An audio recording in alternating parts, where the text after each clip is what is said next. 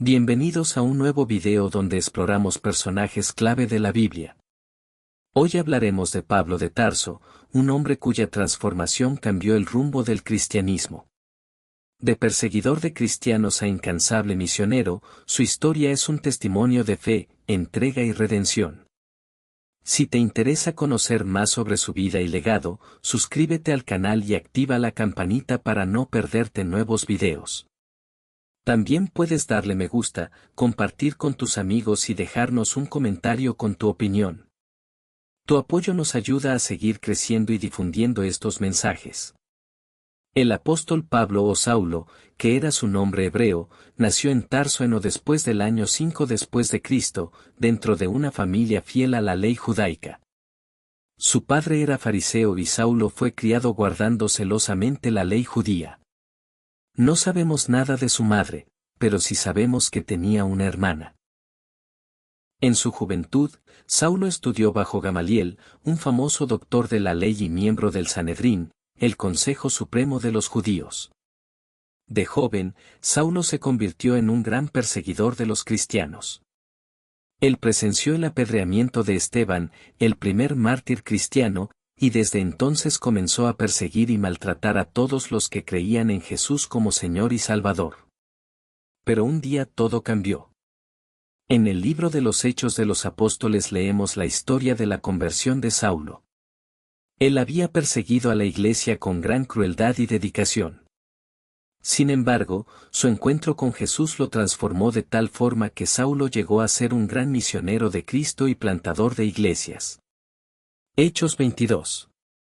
Hermanos israelitas y dirigentes de nuestra nación, escuchen lo que ahora voy a alegar ante ustedes en mi defensa. Al oír que se expresaba en arameo, prestaron más atención. Soy judío, afirmó Pablo, nací en Tarso de Cilicia, pero me he educado en esta ciudad. Mi maestro fue Gamaliel, quien me instruyó con esmero en la ley de nuestros antepasados. Siempre he mostrado un celo ardiente por Dios, igual que ustedes hoy. He perseguido a muerte a los seguidores de este nuevo camino del Señor, apresando y metiendo en la cárcel a hombres y mujeres. De ello pueden dar testimonio el sumo sacerdote y todo el consejo de ancianos, pues de ellos recibí cartas para nuestros correligionarios judíos de Damasco, a donde me dirigía con el propósito de apresar a los creyentes que allí hubiera y traerlos encadenados a Jerusalén para ser castigados. Pablo relata su vocación. Iba, pues, de camino cuando, cerca ya de Damasco, hacia el mediodía, me envolvió de repente una luz deslumbrante que procedía del cielo. Caí al suelo y escuché una voz, que me decía, Saúl, Saúl, ¿por qué me persigues? ¿Quién eres, Señor?, pregunté. Soy Jesús de Nazaret, a quien tú persigues, me contestó. Mis acompañantes vieron la luz, pero no oyeron la voz del que me hablaba. Yo pregunté, ¿qué debo hacer, Señor? El Señor me dijo, levántate y vete a Damasco. Allí te dirán lo que se te ha encargado realizar. Como el fulgor. De aquella luz me había dejado ciego, mis acompañantes me condujeron de la mano hasta Damasco. Había allí un hombre llamado Ananías, fiel cumplidor de la ley y muy estimado por todos los residentes judíos.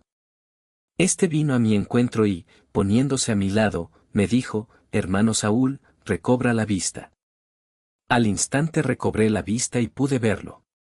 Ananías, por su parte, añadió, el Dios de nuestros antepasados te ha escogido para manifestarte su voluntad, para que vieras al justo y oyeras su propia voz. Porque debes ser su testigo ante todos de cuanto has oído y presenciado.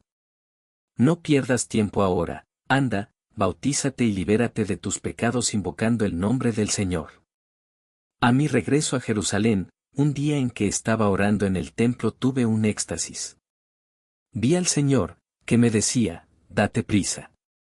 Sal enseguida de Jerusalén, pues no van a aceptar tu testimonio sobre mí. Señor, respondí, ellos saben que yo soy el que iba por las sinagogas para encarcelar y torturar a tus creyentes. Incluso cuando mataron a Esteban, tu testigo, allí estaba yo presente aprobando el proceder y cuidando la ropa de quienes lo mataban. Pero el Señor me contestó, ponte en camino, pues voy a enviarte a las más remotas naciones. Pablo y el comandante romano. Hasta aquí todos habían escuchado con atención, pero en ese momento comenzaron a gritar. Fuera con él. No merece vivir. Como no dejaban de vociferar, de agitar sus mantos y de arrojar polvo al aire, el comandante mandó que metieran a Pablo en la fortaleza y lo azotasen, a ver si confesaba, y de esa forma era posible averiguar la razón del griterío contra él. Pero cuando lo estaban amarrando con las correas, Pablo dijo al oficial allí presente, ¿tienen ustedes derecho a azotar a un ciudadano romano sin juzgarlo previamente? Al oír esto, el oficial fue a informar al comandante. Cuidado con lo que vas a hacer, ese hombre es ciudadano romano. El comandante llegó junto a Pablo y le preguntó. Dime, ¿eres tú ciudadano romano? Sí, contestó Pablo. A mí me ha costado una fortuna adquirir esa ciudadanía, afirmó el comandante. Pues yo la tengo por nacimiento, contestó Pablo. Al momento se apartaron de él los que iban a someterlo a tortura, y el propio comandante tuvo miedo al saber que había mandado encadenar a un ciudadano romano. Pablo ante el Consejo Supremo. El comandante se propuso saber con certeza cuáles eran los cargos que presentaban los judíos contra Pablo. Así que al día siguiente mandó que lo desatasen y dio orden de convocar a los jefes de los sacerdotes y al Consejo Supremo, ante los que hizo comparecer a Pablo. Con la mirada fija en los miembros del consejo, dijo Pablo. Hermanos, hasta el presente me he comportado siempre ante Dios con conciencia enteramente limpia. A esto, Ananías, el sumo sacerdote, ordenó a los sugieres que golpearan a Pablo en la boca. Pero éste le dijo. Dios es quien te golpeará a ti, grandísimo hipócrita. Estás sentado ahí para juzgarme conforme a la ley, y conculcas la ley. ¿Mandando que me golpeen? ¿Te atreves a insultar al sumo sacerdote de Dios?, preguntaron los asistentes. Hermanos, respondió Pablo, ignoraba que fuera el sumo sacerdote. Efectivamente, la Escritura ordena, no maldecirás al jefe de tu pueblo.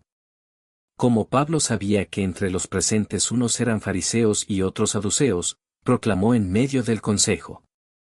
Hermanos, soy fariseo, nacido y educado como fariseo. Y ahora se me juzga porque espero la resurrección de los muertos. Esta afirmación provocó un conflicto entre fariseos y saduceos, y se dividió la asamblea.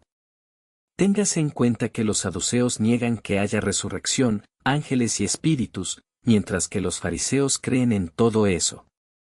La controversia tomó grandes proporciones, hasta que algunos maestros de la ley, miembros del partido fariseo, afirmaron rotundamente. No hallamos culpa en este hombre.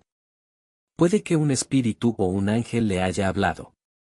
Como el conflicto se agravaba, el comandante empezó a temer que descuartizaran a Pablo.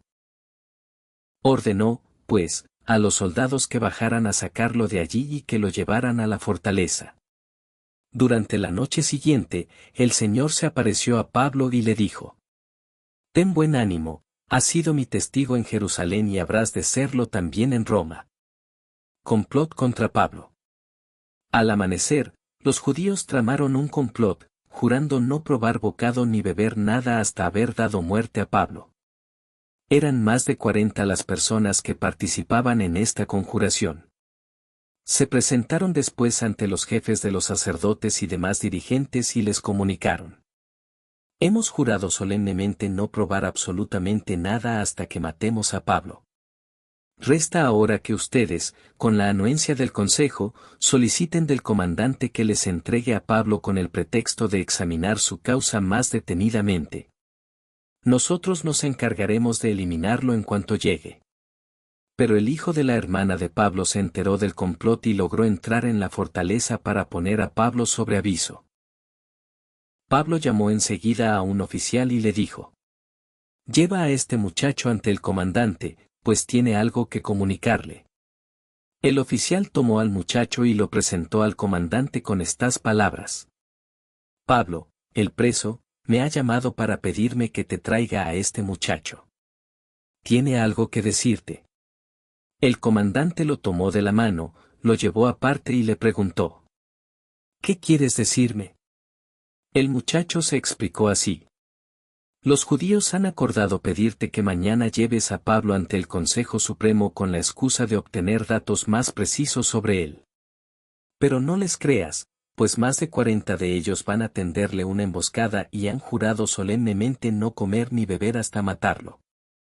Ya están preparados y solo esperan tu respuesta. El comandante despidió al muchacho, advirtiéndole: No digas a nadie que me has informado sobre este asunto. Pablo prisionero en Cesarea del Mar. Seguidamente llamó a 2 oficiales y les dio estas instrucciones. Hay que salir para Cesarea a partir de las 9 de la noche. Tengan preparada al efecto una escolta compuesta por 200 soldados de infantería, 70 de caballería y 200 lanceros. Preparen también cabalgadura para Pablo y llévenlo sano y salvo ante Félix, el gobernador. Entretanto, él escribió una carta en los siguientes términos: De Claudio Lisias al excelentísimo gobernador Félix. Salud. El hombre que te envío fue apresado por los judíos. Cuando estaban a punto de matarlo, intervine militarmente y lo libré, pues tuve conocimiento de que era ciudadano romano. Queriendo luego averiguar en qué se basaban las denuncias formuladas contra él, hice que compareciera ante su Consejo Supremo.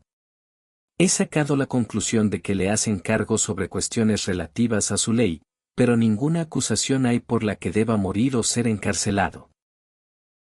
No obstante, al recibir informes de que se preparaba un complot contra él, he decidido enviártelo rápidamente, a la vez que he puesto en conocimiento de sus acusadores que deben formular sus demandas ante ti. De acuerdo con las órdenes recibidas, la escolta tomó a su cargo a Pablo y lo condujo de noche hasta Antípatris. Al día siguiente, los demás soldados regresaron a la fortaleza, dejando que prosiguieran con Pablo los de caballería. A su llegada a Cesarea, estos hicieron entrega de la carta al gobernador y dejaron a Pablo en sus manos. Leído el mensaje, el gobernador preguntó a Pablo de qué provincia era. Al saber que procedía de Cilicia, le dijo: Te interrogaré cuando lleguen tus acusadores. A continuación mandó custodiar a Pablo en el palacio de Herodes. Pablo se defiende ante Félix. A una señal del gobernador, Pablo hizo uso de la palabra en estos términos: El saber que desde hace años vienes administrando justicia a este nuestro pueblo, me anima a presentar mi defensa. Hace únicamente 12 días que llegué a Jerusalén para rendir culto a Dios, como puedes verificar por ti mismo, y nadie ha podido encontrarme enzarzado en discusiones con alguien en el templo o promoviendo disturbios en las sinagogas o en las calles de la ciudad. No pueden presentarte prueba alguna de los cargos que me hacen. No obstante, reconozco que soy seguidor de este nuevo camino del Señor que ellos consideran sectario. Pienso que así rindo culto al Dios de mis antepasados, aceptando todo lo que está escrito en la ley y en los escritos de los profetas. Mantengo la esperanza, que comparten también mis oponentes, de que Dios hará resucitar tanto a los buenos como a los malos. Por esta razón me esfuerzo en guardar siempre limpia mi conciencia ante Dios y ante los hombres. Tras una ausencia de varios años, regresé a Jerusalén para traer un donativo a los de mi nación y para ofrecer sacrificios. Si me encontraron en el templo, fue porque había participado en una ceremonia de purificación, y no estaba amotinando a nadie ni causando desorden de ninguna clase. 19 Sin embargo, había allí algunos judíos de la provincia de Asia que, si en realidad tuvieran cargos contra mí, tendrían que ser ellos quienes formularan la denuncia en tu presencia. Y si no, que estos que están aquí digan qué delito me encontraron cuando comparecí ante el Consejo Supremo, todo se reduce a una declaración que hice ante ellos en estos términos: estoy siendo juzgado hoy por ustedes porque espero la resurrección de los muertos. Félix, que poseía información de primera mano acerca de aquel nuevo camino del Señor, suspendió la vista de la causa, diciendo: Cuando venga Lisias, el comandante, decidiré sobre este asunto que ustedes han presentado. Ordenó luego al oficial que mantuviera en prisión a Pablo, aunque con cierta libertad y sin impedirle ser asistido por sus allegados. Pablo continúa en prisión. Pocos días después se presentó Félix acompañado de Drusila, su esposa, que era judía. Mandó llamar a Pablo y lo oyó hablar acerca de la fe en Cristo Jesús. Pero cuando tocó el tema de la rectitud de conducta, del dominio de sí mismo y del juicio venidero, Félix se atemorizó y exclamó: «Puedes retirarte. Ya te llamaré cuando lo crea oportuno».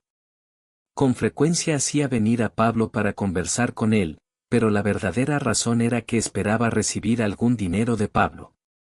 Al cabo de 2 años, Porcio Festo sucedió en el cargo a Félix, y éste dejó preso a Pablo para congraciarse con los judíos.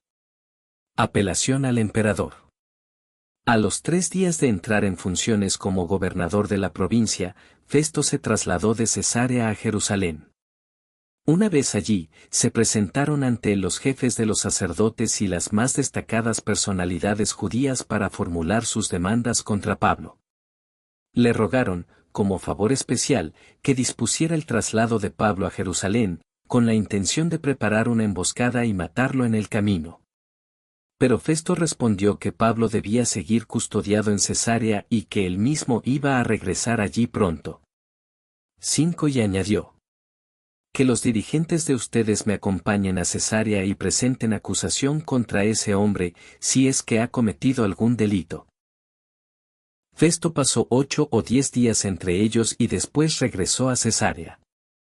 Al día siguiente ocupó su puesto en el tribunal y ordenó que hicieran comparecer a Pablo.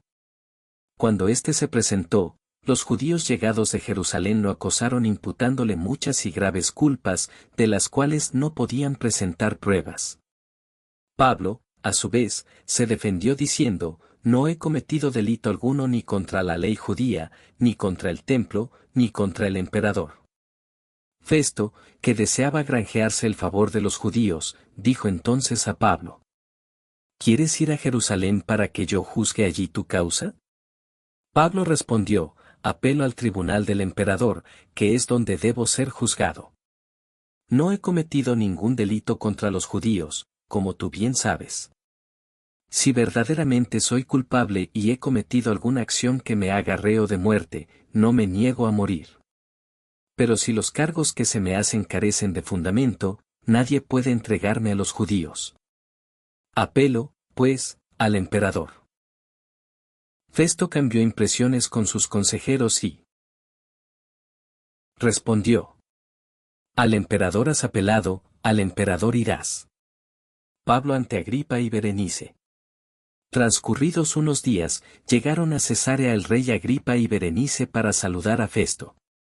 Como se quedaron allí bastantes días, Festo tuvo tiempo de referir al rey el asunto de Pablo. «Aquí hay un hombre», dijo, «a quien Félix dejó preso. Cuando fui a Jerusalén, los jefes de los sacerdotes y los demás dirigentes judíos presentaron una denuncia contra él y pidieron su condena. Les contesté que no es norma legal romana condenar a un acusado sin previo careo con sus acusadores y sin darle oportunidad para defenderse de los cargos.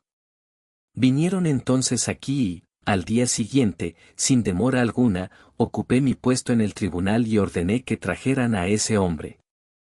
Pero cuando los acusadores tomaron la palabra, no presentaron cargo alguno de los que yo esperaba. Todo se reducía a ciertas discrepancias concernientes a su religión y acerca de un tal Jesús, que está muerto y del que Pablo afirma que vive». No sabiendo cómo proseguir el desarrollo de la causa, pregunté a Pablo si estaba dispuesto a ir a Jerusalén para que se instruyera allí el proceso. Pablo, entonces, interpuso apelación, solicitando permanecer bajo custodia en espera del fallo de su Majestad Imperial. «Así que he ordenado que se le custodie hasta que pueda enviarlo al emperador». Agripa dijo a Festo: «Desearía oír a ese hombre yo mismo». «Mañana tendrás ocasión», contestó Festo.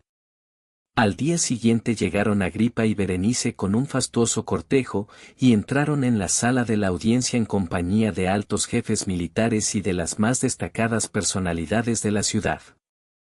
A una orden de Festo, condujeron allí a Pablo. A continuación, Festo se expresó de este modo. Rey Agripa y señores todos presentes entre nosotros, ahí tienen al hombre por cuya causa han venido a mi multitud de judíos, tanto aquí como en Jerusalén, pidiéndome a gritos su cabeza. Sin embargo, me consta que no ha cometido ningún crimen por el cual merezca la muerte. Pero como ha apelado a su majestad imperial, he decidido enviárselo a él.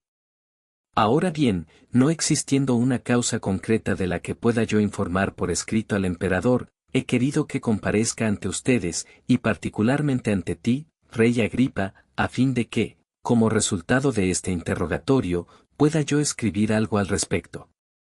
Y es que me parece absurdo enviar un preso sin especificar los cargos que pesan sobre él. Pablo, testigo de Jesús como Mesías. Yo, pues, Rey Agripa, no desobedecí aquella visión celestial, sino que me dirigí en primer lugar a los habitantes de Damasco, y luego a los de Jerusalén, a los de todo el país judío y a los de las naciones extranjeras, proclamando la necesidad de convertirse, de volver a Dios y de observar una conducta propia de gente convertida. Por esta razón me detuvieron los judíos, cuando estaba yo en el templo, y trataron luego de asesinarme.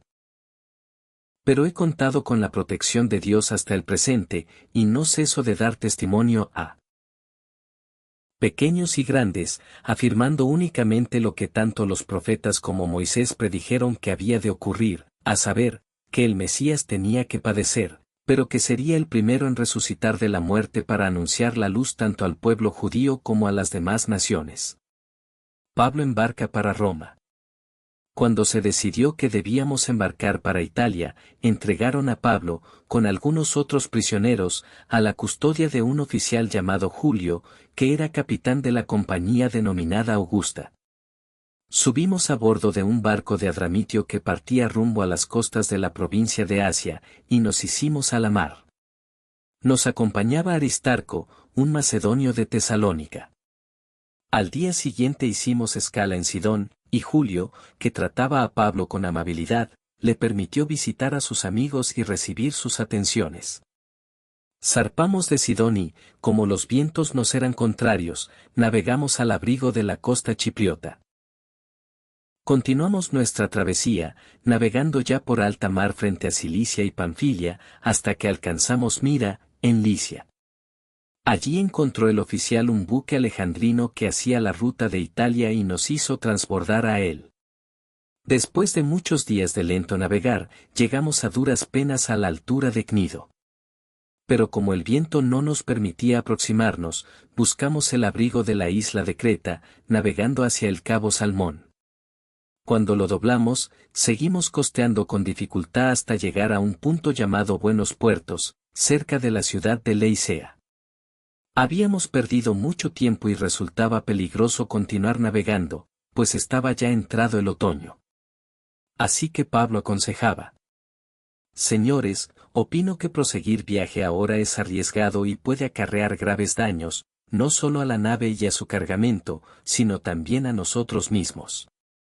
Pero el oficial confiaba más en el criterio del capitán y del patrón del barco que en el de Pablo.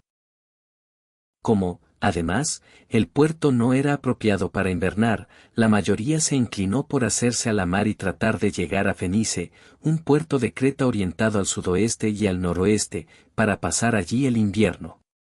La tempestad. Comenzó a soplar entonces una ligera brisa del sur, por lo que pensaron que el proyecto era realizable, así que levaron anclas y fueron costeando Creta. Pero muy pronto se desencadenó un viento huracanado procedente de la isla, el llamado Euroaquilón. Incapaz la nave de hacer frente a un viento que la arrastraba sin remedio, nos dejamos ir a la deriva. Pasamos a Sotavento de Cauda, una pequeña isla a cuyo abrigo logramos con muchos esfuerzos recuperar el control del bote salvavidas. El naufragio. Llegó el día, y los marineros no pudieron reconocer el lugar. Pero distinguieron una ensenada con su playa, y trataron de ver si era posible que la nave recalase allí. Así pues, soltaron las anclas y las dejaron irse al fondo. Aflojaron luego las amarras de los timones, izaron la vela de proa e, impulsados por el viento, se dirigieron a la playa. Pero tocaron en un banco de arena entre dos corrientes y el barco encalló. Llegada a Roma. Al cabo de 3 meses zarpamos en un buque alejandrino que tenía por enseña a Cástor y Pólux y que había invernado en aquella isla. Llegamos a Siracusa, donde hicimos escala por 3 días. De allí continuamos hasta Regio bordeando la costa. Al otro día sopló el viento del sur, por lo que, después de 2 singladuras, arribamos a Pozzuoli. Pablo anuncia el mensaje en Roma. 3 días más tarde, Pablo convocó a todos los dirigentes judíos y, cuando estaban reunidos, les dijo: hermanos, nunca he sido traidor a nuestro pueblo o a nuestras tradiciones.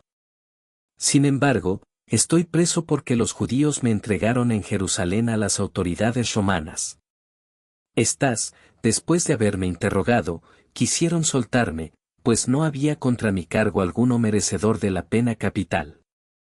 Pero como los judíos insistieron en sus acusaciones, tuve que apelar al emperador, sin desear por ningún concepto acusar de algo a mi pueblo.